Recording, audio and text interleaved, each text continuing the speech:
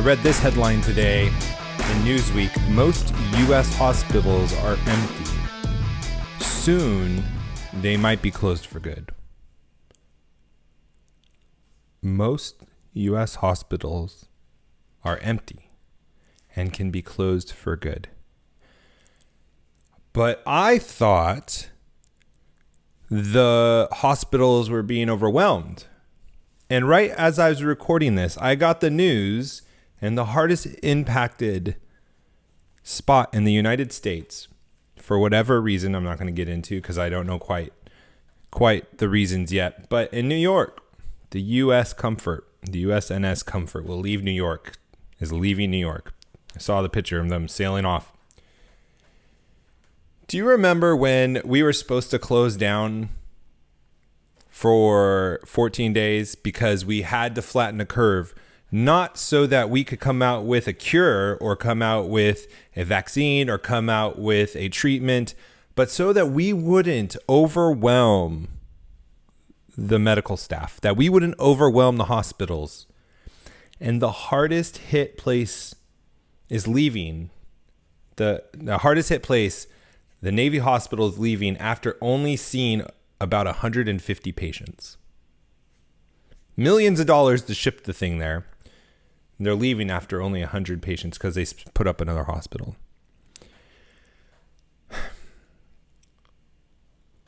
And we're still not open.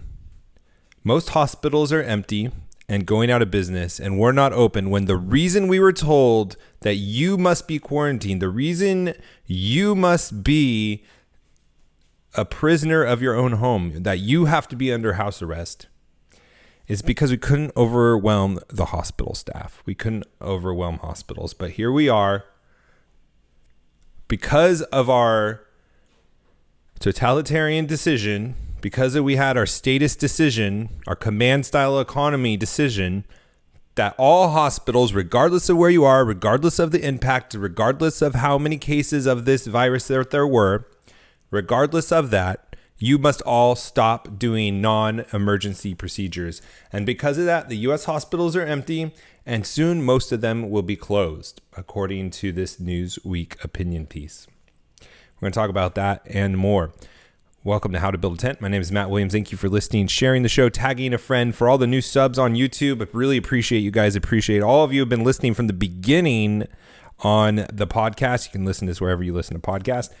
All of you guys who've been joining Marco Polo, it's awesome. The group's slowly growing, getting to hear your stories. I love it. Seriously, it's like one of the best things that we've started off of this show. I'm thankful for all of you guys that have joined. If you want to be part of the Fight Laugh Feast Network, go over to flfnetwork.com. You'll get one of those mugs. When you put in HTBT, you'll get a shirt, Fight Laugh Feast shirt, while they still are around. $100 off the conference, and you get tons of other great benefits. Let's go over there, check that out. If you want to, let's see, what do you want to do? Reformgelical. It comes out on the podcast every Friday night. You should check that out. AD and I have a great time with that. All right, let's get into it. Let's just go through this article, and then I wanted to talk to you about what Hillary Clinton said, and I want you to realize that there is a theme here. There is something afoot. Like one of my episodes before, we are being played. Now let's just go through this article, and then we'll get to Hillary Clinton and her wonderful gems of knowledge that she has. Tens of thousands of healthcare workers across the United States are going without pay today, even as providers in the nation's hotspots struggle to contain the coronavirus pandemic. The tale of two hospitals is a function of clumsy, if well-intentioned, federal and state directives to halt all non-emergency procedures, which appeared at first blush to be a reasonable precaution to limit unnecessary exposure and safeguard staff, beds, and equipment. But instead of merely preserving hospital beds and other resources, the heavy-handed injunction has created a burden of its own design. A historic number of empty beds in systems left untouched by the pandemic. Those hospitals have resorted to unprecedented levels of furloughs to stave off temporary budget shortfalls, but industry and economic trends point to more lasting outcomes unless the immediate action is taken. Now, this is interesting to me, taking it out of this disaster for a second, and a real study on command style of economies, that is states and the federal government, individual states making proclamations and telling hospitals, telling private organizations, private companies what to do and what services to perform. And we see the result. It's disastrous. It's disastrous. We are seeing things not just in the medical field, but with our food supply chain, all of these decisions from on high in Washington, D.C. of telling us what is safe, what is not safe, what you can do, what you can't do, what businesses you can go to, what businesses you can't go to, what surgeries you can have, what treatments you can have, when you can go to the doctor, when you can't go to the doctor. This is all a taste of socialism, guys. This is all a taste of what communism is.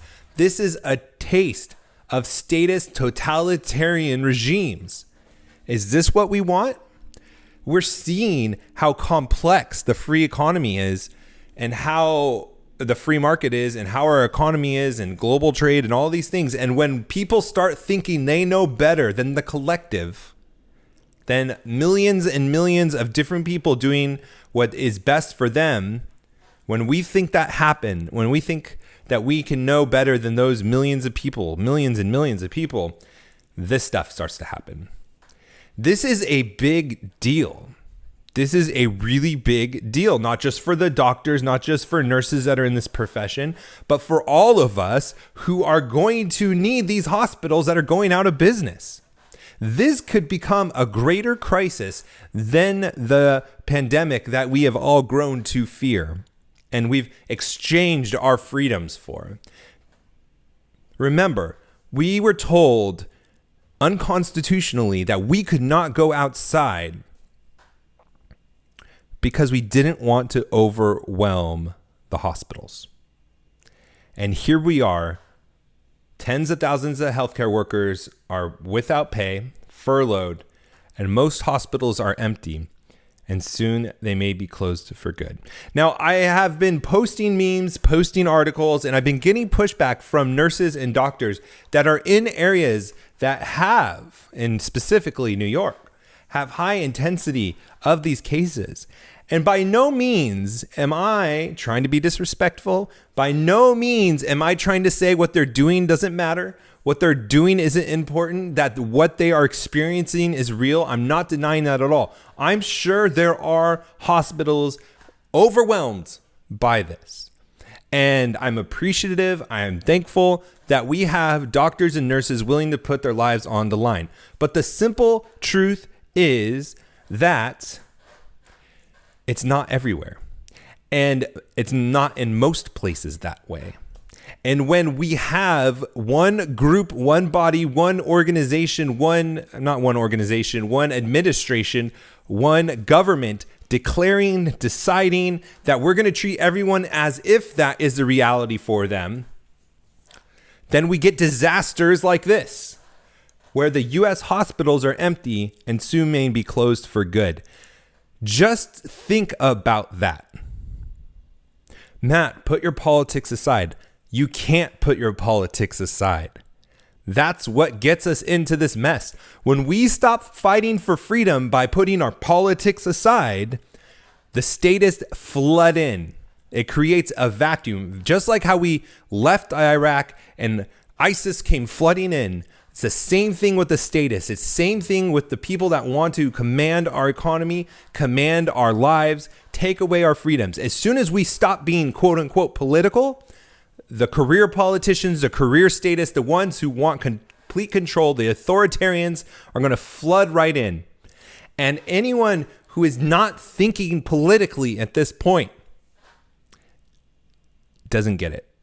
Is thinking emotionally, is not thinking rationally, is not thinking strategically, is not thinking long term, and is not thinking of the enemy that is out there right now, who is trying to impose systems onto us that are going to make these issues a reality in the future constantly. It's going to be something we live with. It's not going to be just in time of a crisis. It's going to be everyday life. And if you don't believe me, listen to the clip that we're going to get into right after this. I want to tell you about Kingsman Grooming Products.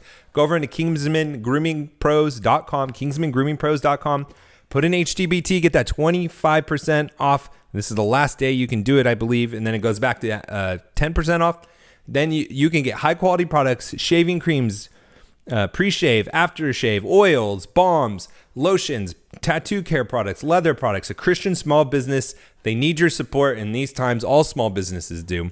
Go get your Kingsman grooming products. Get the discount HTBT. When you put in the checkout code, get high quality products, support a Christian company, and, get some stuff to treat yourself with. All right. Hillary Clinton. Oh, wait, you know what? Actually, before this, I want to read you this one thing, and then we're going to get into the Hillary Clinton clip. And this comes from Elon Musk in his report, his quarterly report that he had for his company, Tesla. I think the people are going to be very angry about this and very angry. It's like somebody should be, if somebody wants to stay in the house, that's great. They should be allowed to stay in the house and they should not be compelled to leave. But to say that they cannot leave their house and that they will be arrested if they do this is fascist. This is not democratic. This is not freedom. Give people back their blank freedom. And he's right. It is fascist, but it's also socialist. And I'm more scared of the socialist than the fascist because in our culture today, we can use the F word. We can say fascist, but we can't use the S word, socialist. No, that's not so. You're not compassionate. You want old people to die if you're not for socialism. You want to push grandma off the cliff if you don't want universal healthcare. Remember that Paul Ryan ad? He was pushing grandma off a cliff. You can't say the word. No, it's not really socialism. It's democratic socialism. It's more scary than that.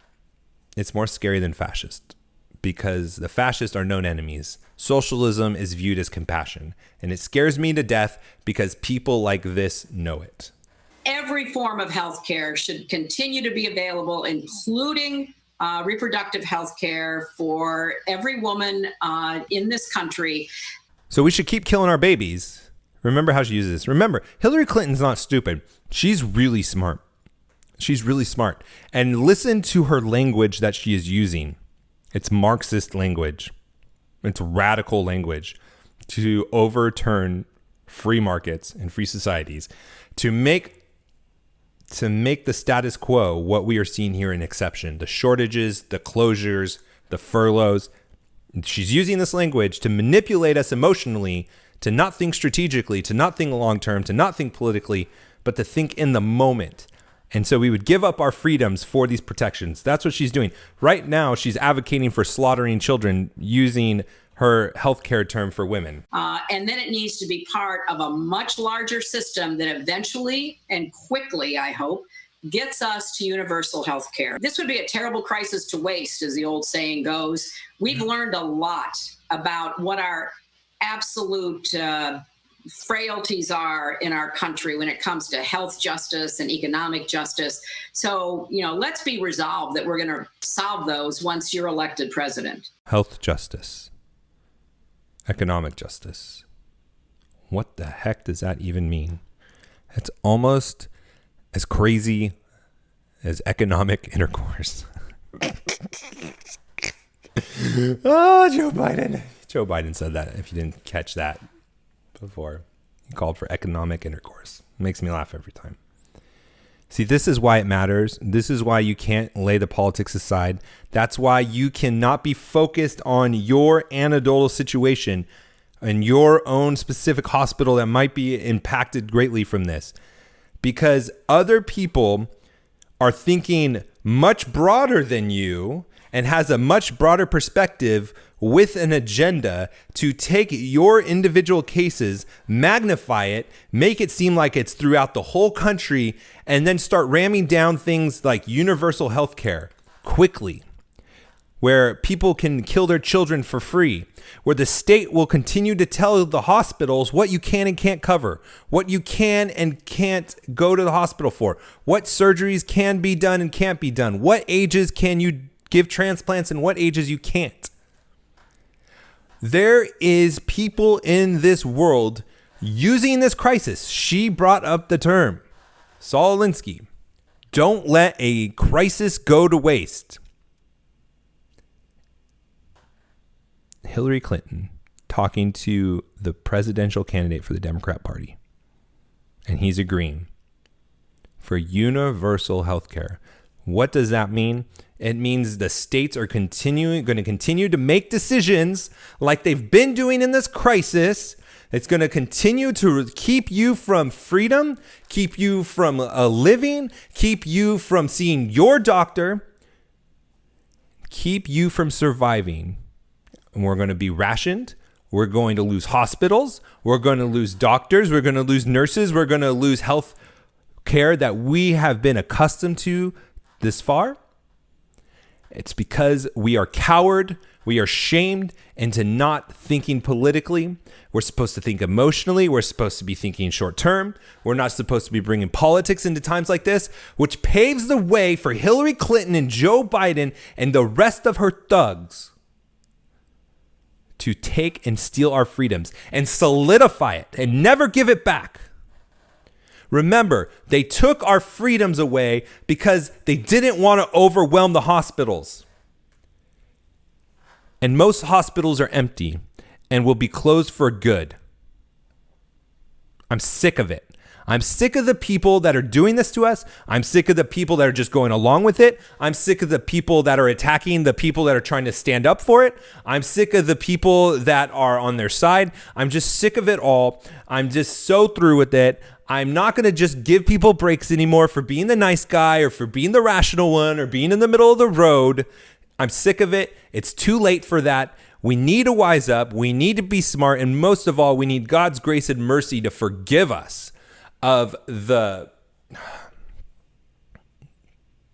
just for allowing us to do to this country what we've done, for not being good stewards with what God has given us, for not rising to the occasion and stepping up into these political positions, for not rising up and supporting the doctors and other professionals, speaking out, risking their careers, and then questioning them, cutting them off, being skeptical. It's a shame. We should be embarrassed. We should repent. We need to be good stewards of what God gives us. We need to be wise. We need to stop being carried away by fear, stop being carried away by the emotion, and realize the plays that are being run to us. All right. We'll stop there because I don't want to have any more high blood pressure today. Let's go out, be successful so we can make change, so we can be influential, that we can make a difference. And we'll talk to you tomorrow, guys.